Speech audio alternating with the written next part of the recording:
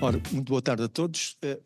Hoje venho partilhar um conjunto de experiências pedagógicas que realizei e a minha visão sobre o problema. E vou começar pela visão sobre o problema. Deixa eu ver se isto funciona.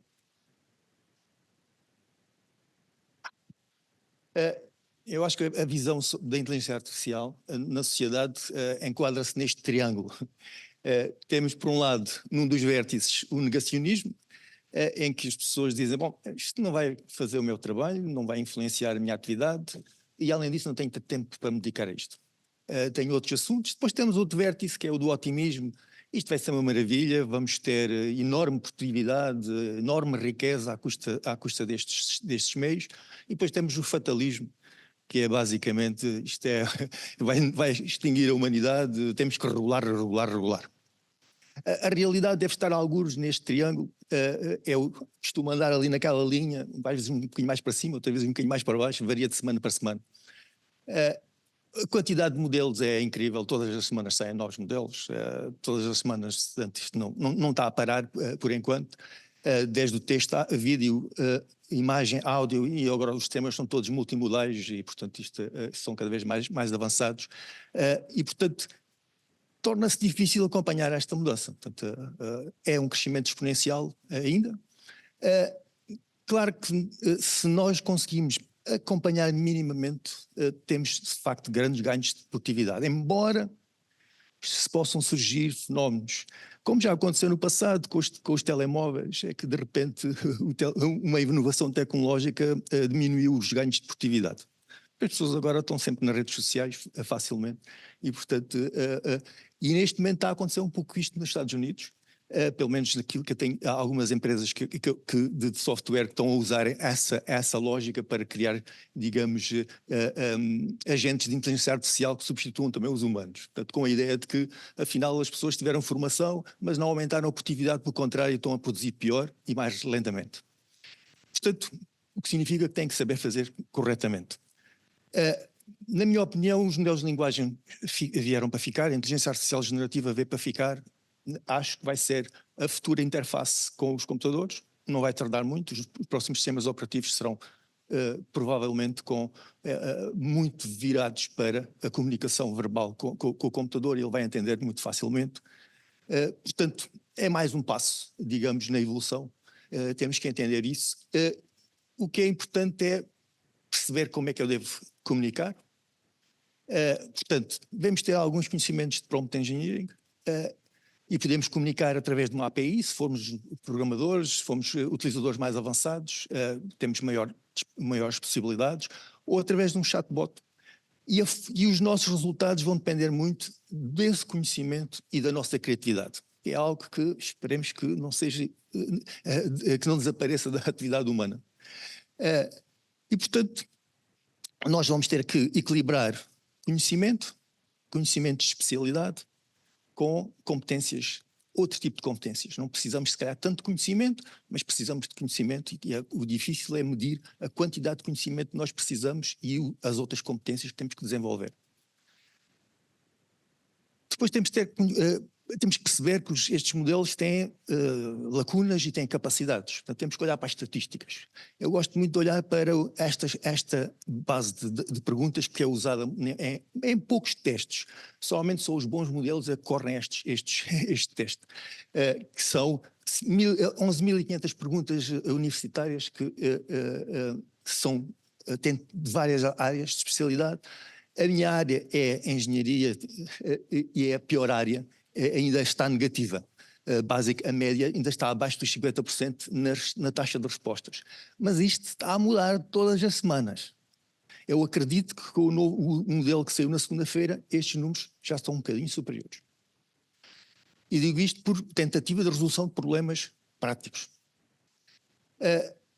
Basta ver que em menos de um ano, na área do direito, passou-se de 10% das perguntas da ordem para 90%. Um ano. E esta é a taxa de evolução. E o que vai acontecer é que os modelos vão ser cada vez mais treinados para tarefas específicas, vão começar por algumas profissões com menos pessoas, onde há mais necessidade de mão de obra. Eu acho que a educação vai ser uma das áreas, a área da saúde serão as outras áreas, e por isso é que a Google já está a treinar os modelos específicos do MedGemini, que é já com fine-tuning nessa área, e além disso temos os modelos mais pequenos que podem correr no nosso computador com desempenhos incríveis porque são treinados com dados muito específicos. E isto está a começar a surgir. Para além da outra parte, que é aquela que me preocupa mais na minha área, que são os agentes de inteligência artificial, em que nós podemos usar o modelo de linguagem para comunicação, para extração de dados, e depois o sistema vai trabalhando dia e noite, vai à procura da informação e depois vai chamar as rotinas, aplicações especializadas, em que vai carregar com os dados que recolheu essas aplicações para obter um resultado exato. E isso vai ser, basta olharmos para estas percentagens, os chineses, se calhar têm menos problemas com a proteção de dados, conseguiram com o GPT-4, que já está obsoleto desde segunda-feira passada, 93% de taxa de resposta contra a média humana de 83% e 87%. Portanto, isto é uma realidade, não vai mudar. Portanto, nós vamos ter, de facto, uns ganhos enormes de produtividade se soubermos fazer. Caso contrário, vamos ter resultados piores ainda. É a minha opinião pessoal. Claro, posso dizer assim, bom, vamos impedir a utilização disto. Eu vou utilizar os detectores de utilização de inteligência artificial. E isto foi feito por um humano. Dá 0% de detecção. Aquilo foi feito com este prompt. Se eu souber o suficiente prompt engineering, eu condiciono o modelo, ele torna-se mais humano, ele vai responder às minhas instruções. Claro, deu 0% na primeira vez? Não. Então eu corri uma segunda. Vamos tornar mais humanos os parágrafos que não eram tão humanos. E 0%. Não fiz nenhuma daquele texto, não tem uma palavrinha minha. Portanto, não vamos colocar a cabeça na areia, que é impossível. Qualquer humano inteligente e conhecedor passa o sistema. Ainda é superior, felizmente, aos modelos de linguagem. Por enquanto, pelo menos. Não é? Portanto, vamos seguir o que diz o Sam Altman na entrevista de ontem, que eu estive a ouvir hoje de manhã. Não devemos impedir a utilização. Temos é que de alguma forma integrar isto. Agora a questão é como é que a gente integra isto no nosso dia a dia. Eu tenho procurado o que as várias universidades têm feito. Acho muito interessante aquilo que, numa ponta do espectro, o que a ESU fez nos Estados Unidos, de criar uma parceria com a OpenAI. Acho que é, digamos, uma jogada muito, digamos, inédita, talvez, por um lado, arrojada, certamente. Mas eles perceberam uma coisa. Durante o período de exames, cerca de um terço, acho que estive à procura do número total de alunos, cerca de um terço respondeu que tinha usado o ChatGPT. Então, vamos ignorar estas estatísticas? Não dá para ignorar. Claro que, se formos ver também o que as várias instituições, tanto eu aqui procurei o MIT, mais da minha área, não é? O que nós temos é que usar, perceber o que é que ela consegue dar, o que é que ela não consegue dar, e tentar reformular a forma de nós ensinarmos, os nós avaliarmos, para, no fundo, treinar as gerações do futuro, porque as gerações do futuro precisam para integrar um mercado de trabalho do futuro que a gente não sabe muito bem qual será. A gente não sabe qual é o mercado de trabalho do futuro. Vamos tentar estimar, podemos tentar ter um palpite minimamente calibrado, mas a gente não sabe. E, portanto, temos que reajustar. E experimentar. É a minha opinião pessoal. Claro, algumas instituições estão a tentar proibir. Como digo, já vimos, não vai resultar. Claro que não, é assim, se calhar não conseguem 0%, mas 20%, 30% facilmente vão conseguir, e ficamos sem saber, afinal, o que isto é humano ou é feito com uma ferramenta? E a questão é, então, mas e no futuro, na atividade profissional, eles não vão usar? Então vamos impedir o quê? com base na nossa geração, na nossa forma de ver a atividade, vamos impedir aquilo que vai ser o futuro da atividade, que a gente não sabe muito bem qual vai ser esse futuro, inclusive. Portanto, estão a começar a criar cursos de prompt engineering, que já vimos há pouco, que é muito importante, e o prompt engineering implica também, para além de sabermos escrever bons prompts, conhecimento de domínio, conhecimento de especialidade, porque senão os prompts podemos ter grande capacidade, mas o resultado depois vai ser garbage in, garbage out. Portanto, estão a começar a surgir os tutores. Para mim, foi o primeiro, com a parceria também com a OpenAI, o Camigo. O que eu achei do Camigo agora foi que hoje de manhã estive a ver um vídeo com o GPT-4o do Omni da segunda-feira, que foi apresentado segunda-feira, e este vídeo é incrível. Ele está a ler o que o aluno está a escrever e está a comunicar verbalmente. E interessante é que ele primeiro errou, ele perguntou-lhe o que é que era a hipotenusa, e ele, de propósito, o aluno colocou o cateto adjacente aqui em relação a um ângulo que ele tinha assinalado. Ele disse, não, teve a falar quase. Ou seja, até, digamos, dá respostas muito humanas. Ou seja, não desincentivar. E é isto com que nós estamos a competir. Esta escola, para mim, eu acho que representa o futuro. Uma mãe que colocou a filha na escola e ela não teve o resultado que esperado, começou a dizer que não queria ir à escola e era bastante estimulada em casa para aprender. E a mãe só resolveu, que estava ligada à informática, resolveu, então faça uma escola. E fez uma escola sem professores, mas tem humanos. O que é que os humanos fazem? Os alunos têm 2h30 de estudo autónomo individual com bots, com chatbots, com tutores de inteligência artificial, e depois o resto do tempo têm guias que são motivadores, que são, no fundo, tratam da parte emocional. É para isso que os humanos vão começar a servir. Eles vão tentar motivar, vão tentar encorajar, vão dar suporte emocional. E aprendem o quê? Aprenderam em termos das estatísticas médias americanas, 2,5 vezes mais, 2,6 vezes mais rapidamente, e aprenderam muitas outras competências, porque levaram o resto do tempo a brincar, a aprender trabalhos manuais, etc., com supervisão humana.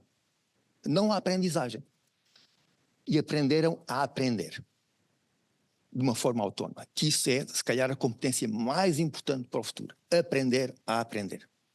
E é isso que temos que ensinar aos nossos alunos. Aprender a aprender. Que eles, infelizmente, não sabem. E, claro, no ensino superior também tinha que chegar, a semana passada, para ser em Hong Kong, a primeira disciplina lecionada por um agente de inteligência artificial, que é professor. Portanto, isto vai continuar. Não vai parar, não é? Isto é o início, mas vai continuar. Depois temos aqui uma outra questão.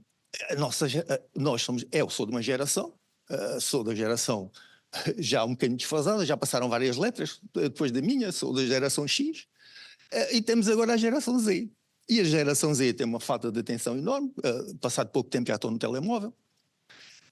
Percebe-se que eles respondem bem às atividades, a um ensino mais ativo, e com as estatísticas eles são muito tecnológicos e seguem aquilo, tentam imitar aquilo que o professor faz. Isto de acordo com alguns estudos. Não é? Portanto, por outro lado, os professores também dizem o seguinte, bom, isto melhor é difícil de detectar a utilização disto, não dá. Então temos que arranjar a maneira de os ensinar a utilizar isto de forma responsável. Não dá escondidas, porque senão eles vão utilizar na mesma e a gente vai detectar que eles vão utilizar. Tudo indica que a utilização de questionários, quizzes, portanto, é uma forma que funciona. O problema é que isto dá muito trabalho. Dá muito trabalho a criação desses materiais. Aí eu encontrei um artigo muito interessante, perguntaram ao ChatGPT o que é que deviam fazer. E eu disse, por que não fazer o mesmo? Vou perguntar ao ChatGPT também como é que eu devo integrar isto nas minhas aulas. Então, introduzi, claro que introduzi com a minha visão e ele deu uma resposta que eu vou, assim, também me facilitou a apresentação, porque agora os próximos slides foi o ChatGPT que fez. Então, vamos começar primeiro com uma introdução e sensibilização inicial. Os títulos são dele. Os títulos são dele.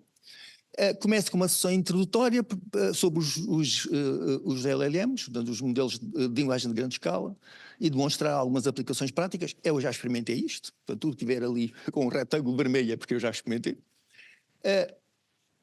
Manter a parte expositiva tradicional e incorporar exemplos. Eu fiz isto mais ou menos a método, tenho feito de uma forma não estruturada. Acho que é preciso pensar melhor sobre isto. E encorajar a que os alunos façam. Isto não fiz, muito sinceramente. Acho que são boas sugestões, ainda é de experimentar. Depois, a parte colaborativa ativa, fiz, sim. No fundo, tornar, de alguma forma, dividir os grupos em grupos e atribuir, no fundo, problemas e questões específicas e permitir que eles utilizem e incentivar a utilização. Mas temos que criar as perguntas. Essa que é a parte mais complicada, é como é que vamos coordenar as perguntas, porque as perguntas não podem ser, e vamos ver, não podem ser as perguntas que a gente fazia no passado. Esta foi uma sugestão também muito boa, utilizar os modelos de linguagem para gerar perguntas e integrar em plataformas como o Moodle e incentivar os alunos também a fazer isso. Não fiz, mas aquilo sim, já vamos ver. E depois recolher feedback. Feedback é muito importante e falhou-me essa parte. Digamos, estou a começar a recolher o feedback agora, mas se calhar devia ter pensado mais nisto no início. Avaliar não só as respostas corretas, mas também a criatividade e a profundidade da compreensão demonstrada na utilização dos modelos de linguagem. Isto é uma coisa interessante. Eu já no segundo semestre, vou mostrar só coisas em relação ao primeiro semestre, no segundo semestre já introduzi numa unidade curricular 20% da avaliação é a avaliação de prompts e dos meios de pesquisa, e não só do resultado do trabalho. Portanto, o que vou mostrar aqui ainda está tracejado, porque ainda não fiz, porque ainda não sei qual é o resultado do segundo semestre. Como digo, isto são experiências. E depois estar preparados para adaptar com base no feedback e manter-se atualizado. Claro, isto. E, portanto, há aqui frases interessantes que eu acho interessante para esse humano, não é? Ou seja, são frases mesmo inteligentes, não é? Portanto, o maior valor está em como eles são utilizados para complementar e enriquecer o processo educativo. Eu acho interessante. De facto, depois perguntei para o futuro, e para o futuro temos, com o Sora a surgir aí, os modelos, para criar vídeos para no fundo, dar exemplos e explicar, nomeadamente aqui utilizar o Sora para gerar simulações que demonstrem cenários. E acho interessante. Estas imagens foram todas geradas com o texto que ele criou. Ele simplesmente cria uma imagem com base naquilo que tu disseste e ele criou as imagens, ok? Portanto, ou seja, não sou autor nada disto, não é? Portanto, estou aqui eu sou, digamos, o papagaio do LLM, neste caso. O resto já não é bem assim, aqui ainda assim. Eu também pedi para apresentar uma estrutura, como é que integrava isto na estrutura do processo cognitivo, com base, por exemplo, na taxonomia de Bloom. Ele apresentou aqui várias, está aqui a vermelha, já tentei. Mas precisa de pensar mais sobre o assunto, porque isto é muito importante nas perguntas, o tipo de perguntas. Nós temos que ter sempre algumas perguntas, as perguntas têm que ter, algumas têm que alucinar obrigatoriamente, nós temos que saber que o modelo não vai responder para lhes dar outro tipo de desafios, eles perceberem que aquilo não é uma ferramenta que funciona sempre. Em alguns casos é muito menos que o A menos. Como digo, na engenharia ainda está no negativo, é o C qualquer coisa, não é? Portanto, mas vai evoluir, atenção, como digo, já não acredito, já neste momento acho que já passou, desde segunda-feira, porque assim, eu tinha utilizado o modelo, o GPT-4 2 semanas antes num problema e ele começou a alucinar logo desde o início e a mostrar, estão a ver, isto não serve ainda para nós, mas vai evoluir. A semana passada já resolveu a primeira parte do problema todo. Fez correlações incríveis. E isto todas as semanas muda. Ou seja, aquilo que é verdade hoje, amanhã pode já não ser tanto. Outra questão que eu achei interessante, então, pensei nisto, ainda estava suposto os alunos começarem a fazer exames em digital, e pensei, bom, qualquer dia chegam todos aí a geração Z a fazer preparados com exames digitais e eu estou aqui no papel. Então disse, bom, vou mudar. Vou mudar e vou fazer neste semestre todas as provas digitais. Eu leciono 8 unidades curriculares neste semestre, 4 neste ano, 4 em cada semestre. Então no primeiro semestre tudo passou para digital. Mas assim, eu tinha uma nova unidade curricular e essa abracei os modelos de linguagem, foi pensado, digamos, para o século XXI, digamos assim, pós modelos de linguagem. As outras foram meras adaptações pontuais para perceber o que é que ia acontecer. Então, uma foi toda construída nova, a outra foi e com níveis de ensino diferentes, portanto também faz diferença, e de especialização. Na nova, os resultados foram bons, consulta livre, utilização de modelos de linguagem, alterações do tipo das aulas. Aqui fiz uma adaptação, não correu tão bem, porque uma coisa é que a gente criar algo novo e outra coisa é tentar adaptar. E a gente pensa, mas isto é importante, mas não estou a falar neste assunto. Então, e este assunto também, porque então não vou falar? Como é que eu vou dar estas matérias? Custou bastante mais. Aqui não fiz isso só foram os exames, os alunos detestaram. Passei de 5 para 3,5 na avaliação dos alunos.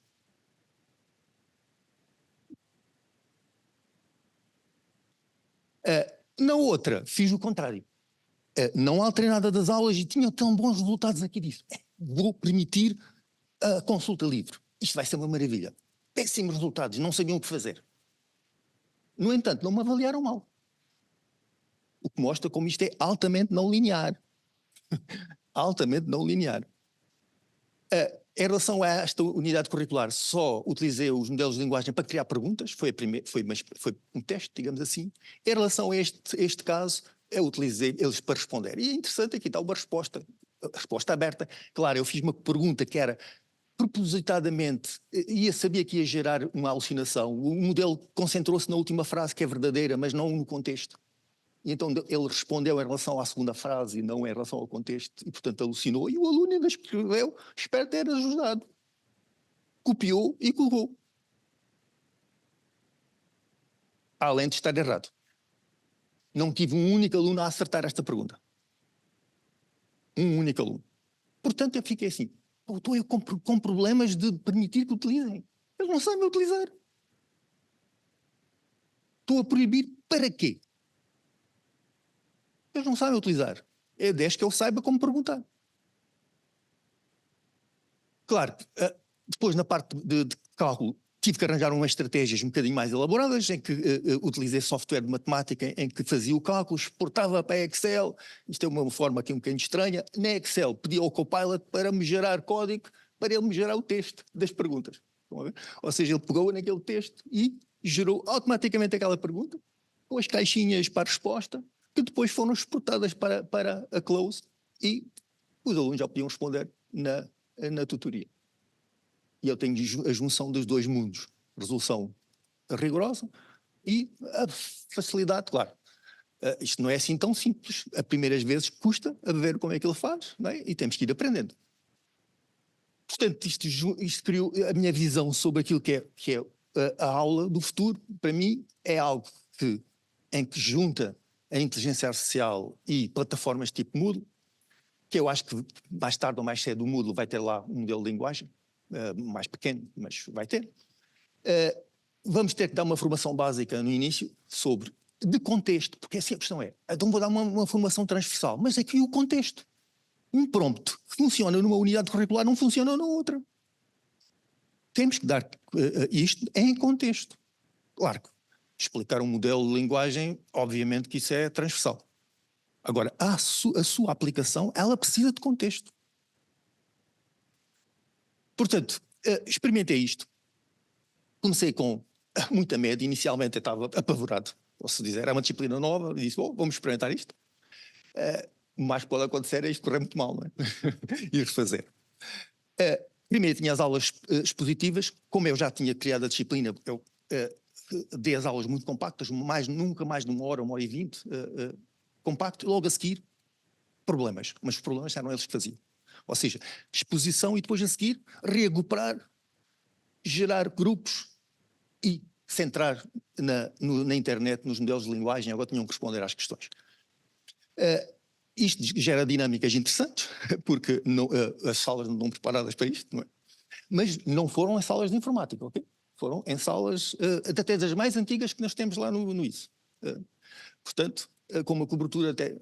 Para criar os grupos não foi de uma forma completamente aleatória, foi um agrupamento heterogéneo em que eu tirava da internet os resultados sumativos e ele calculava, a folha de cálculo calculava a média, e com base nessa média ele ordenava os alunos pelas melhores notas. Eles não sabiam que eu estava a fazer isso, melhor, eles sabiam que eu estava a fazer isso, mas não lhes mostrava. E depois ele agrupava simplesmente, e os grupos eram criados de maneira que tivesse um do topo em cada grupo. Isto para mim foi muito importante, porque surpreendentemente, e vamos ver nos resultados, isto puxa pelos alunos mais fracos. Então, as etapas foram um bocadinho complicadas. Primeiro tinham o ensino presencial, como digo, eles gostam de... Assim, a gente tem que transmitir a nossa experiência, a parte humana, ela tem que continuar a existir. Não precisamos, digamos, apresentar matéria de uma forma tão enfadonha como no passado, de evitar matéria, porque essa matéria não precisa. Eles têm que adquirir capacidades, precisam de conhecimento de contexto, sim. Agora, qual é o conhecimento de contexto que eles precisam ter? Não é? E isso é que é difícil de afinar. E não é uma forma geral, como devia, assim, eu vou mostrar este sucesso, então os outros insucessos todos, não é? O outro podia botar aqui um insucesso, que aquilo correu tudo muito mal. Porque a disciplina era diferente. E o grupo etário também era diferente. O curso também era diferente. Então, sempre aula expositiva, avaliação formativa e depois intercaladas com isto é muito importante, os mini-testes, porque mantém o foco. Então, era a mesma coisa, eles já estavam habituados a fazer, e aqui dividia em duas partes. Uma parte em grupo, uma parte... Porquê? Eles, os que estavam tecnologicamente mais avançados, transmitiam o conhecimento de como usar as ferramentas aos outros, e depois passava para a parte individual, em que eles, sempre com consulta total, sempre feito na tutoria. E depois um teste individual, e depois tinha um trabalho de grupo em casa, que valia 50% neste caso. O que foi muito interessante, foi o pior resultado, vamos ver, porque isso é interessante. Para criar as perguntas, foi um martírio, eu estava a criar perguntas, tinham que ser preferencialmente muito visuais, para evitar que os modelos de linguagem funcionem tão bem. Tem que ser mesmo muito visual, com perguntas para interpretar figura, etc. Utilizei prompts para criar perguntas também. Este prompt já está um bocado desatualizado, mas está no contexto daquilo que eu fiz e não naquilo que eu já faço agora. Também fiz prompts para desenhar, porque eu tinha uma ideia de criar primeiro desenhos estilizados para que eles assimilassem primeiro o conceito, e depois passava para desenho real, e depois isto era um curso de proteção civil, para eles depois verem a estrutura colapsada e conseguirem fazer, digamos, era como treinar um modelo de uma rede neuronal de uma inteligência artificial. Eu tinha que lhe dar contexto progressivo para que eles conseguissem depois... O mais interessante é que eu, no fim, fiz um conjunto de perguntas no Mentimeter, que eu tinha feito um curso para engenheiros, e estamos a falar de alunos de TESP, e eles tiveram melhores resultados que os alunos dos engenheiros, os engenheiros que já no ativo. Surpreendeu-me imenso essa resposta. O que significa que isto funciona. Em termos estatísticos, a maior parte deles disse sim, só 5 é que responderam ao inquérito, ou seja, não me serviu nada deste trabalho nenhum, porque não serviu para a minha estatística pessoal, mas os resultados foram muito bons. 10 concordaram inteiramente, e só mesmo assim houve um que tinha opinião, mesmo lá a fazer, não respondeu, não quis responder. Portanto, eles gostaram, claramente gostaram, eu senti isso. Da aula para aula percebia-se que a dinâmica funcionava, e eu ia-me adaptando também. O problema é a nossa experiência e a falta de experiência, não é? Nisto, não é? Os resultados foram muito interessantes. Dos vários mini-testes, em média foi muito alta, como era de esperar num grupo, mas no individual não esperava isto. Eu esperava uma queda a pico do grupo para o individual. E a verdade é que a gente não vê uma queda tão grande. E em alguns casos até subiu, o que é interessante. Porque eles aprendiam antes, não é? Aprendiam antes. E aquela dinâmica criava ali uma espécie de competição, a tentar ver qual é que era a nota que tinham. É uma geração que precisa disto. Essa é a verdade, que eu já cheguei à conclusão disso.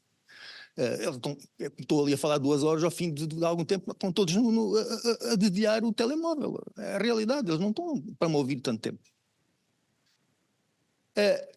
No teste individual a média baixou também por um pouco, eles começaram a ficar muito confiantes e portanto não estudaram tanto. Os primeiros mini-testes eles estudavam, tinham medo daquela novidade, para eles era novidade tanto para mim, e portanto estudaram e depois começaram a estudar menos. E aqui foram mais confiantes, que eram capazes de chegar às soluções sem grande estudo. Mas mesmo assim, com intervalos obviamente maiores, o mais interessante foi isto.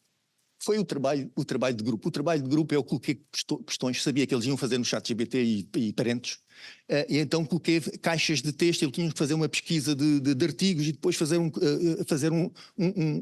escrever sobre os artigos que tinham escolhido.